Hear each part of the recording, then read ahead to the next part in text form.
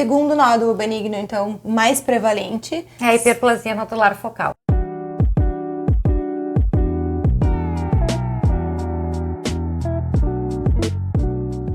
A hiperplasia nodular focal é um nódulo também, todos os nódulos benignos, eles são mais prevalentes em mulheres. A hiperplasia nodular é um nódulo muito semelhante ao fígado, por isso não raramente a gente vê que passa o diagnóstico batido. Por quê? Porque se não faz um abaulamento da cápsula ou se não é um tamanho que a gente consiga ver que está desviando também vaso, porque é um nódulo sólido, ele pode ficar escondido no meio do parênquima. E aí, mais uma vez, o Doppler nos ajuda muito, o Doppler dentro do vaso. A distribuição da vascularização desse nódulo dos vasos dentro do nódulo é muito característica. Então são nódulos arteriais, ou seja, de um fluxo de alta velocidade, e com frequência a gente vê aquele hilo vascular ou na região central do nódulo, junto à cicatriz central, ou às vezes um hilo vascular mais periférico.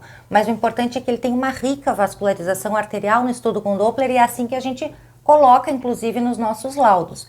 E a conclusão das hiperplasias nodulares é muito importante que a gente consiga dizer, olha, no ultrassom é muito característico de hiperplasia nodular focal, mas a investigação complementar desse nódulo deve ser feita com ressonância com contraste hépato específico. A ressonância com gadolínio, ela não vai nos dar diferença entre a hiperplasia nodular focal e o adenoma. E para hemangioma também pode acabar confundindo o primoviste. Então, é muito importante, se a gente acha que é uma hiperplasia nodular focal, sugiram no seu laudo avaliação complementar já direto com a ressonância com contraste hépato específico, sem passar por tomografia, ressonância com gadolínio, etc., porque a gente poupa tempo do paciente. Perfeito. A hiperplasia pode ser um nódulo muito típico, e quanto maior, né, Fê, quanto maior a hiperplasia, mais a gente nota essa vascularização muito típica, o Doppler, e eventualmente a gente pode até notar em 20 a 30% dos casos a cicatriz central, que é a característica da hiperplasia nodular focal e que pode também ser vista a ultrassom.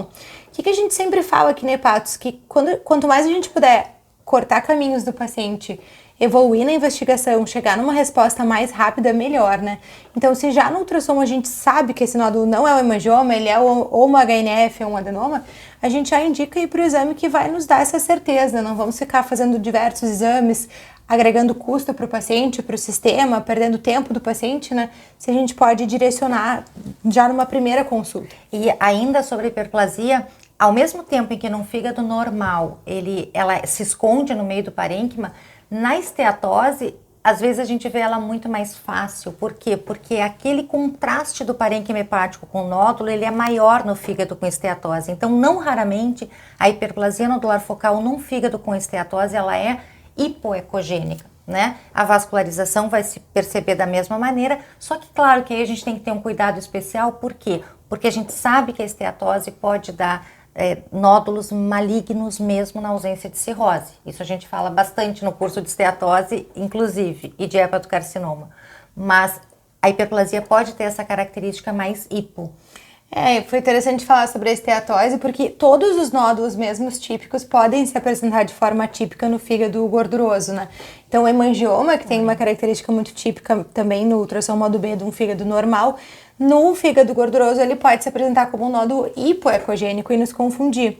Então, sempre que a gente tiver um fígado com esteatose, vai ser um desafio maior e a gente vai acabar, na maioria das vezes, ao identificar um nódulo pela primeira vez, optando por um exame contrastado para ter mais segurança no diagnóstico do nódulo desse paciente, mesmo que ele nos pareça ser benigno. Mas ainda assim, na esteatose, se a característica desse nódulo é mais para hiperplasia nodular ou para adenoma, a gente também vai direcionar direto para o primoviste. Agora, se a gente acha que é um hemangioma, vai para a ressonância com gadolínio, né, na nossa conclusão.